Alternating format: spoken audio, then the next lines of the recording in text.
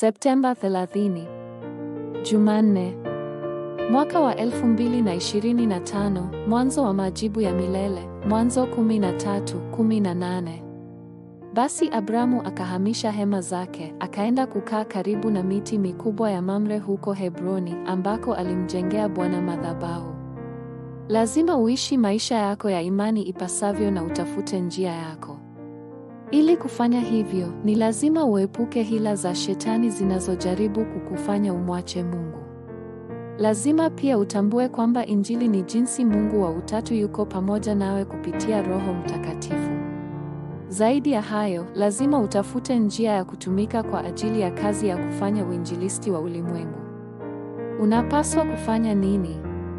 Kwanza, lazima utenge muda wa kubadilisha vitu ulivyo navyo.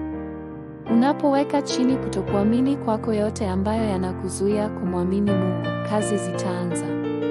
Endelea kuomba ukishikilia agano la Kristo. Pili, lazima utenge muda wa kugundua mambo halisi. Mungu aliahidi Injili na agano la uinjilisti wa ulimwengu kwa kila remnant. Unapaswa kupata na kurejesha agano hili. Tatu, utapata wakati wa kuinua njia ya uinjilisti wa ulimwengu. Popote uendapo na chochote utakachofanya, utapokea baraka za kufanya kazi za uinjilisti wa ulimwengu. Pia, baraka hizo zitaenea kwa kizazi kijacho. Unahitaji tu kufikiria Injili ni nini kwako na jinsi utakavyohubiri katika maisha yako yote. Ukishaona hili kwa usahihi, utaona kuwa majibu yametayarishwa kila mahali. Ombi la leo.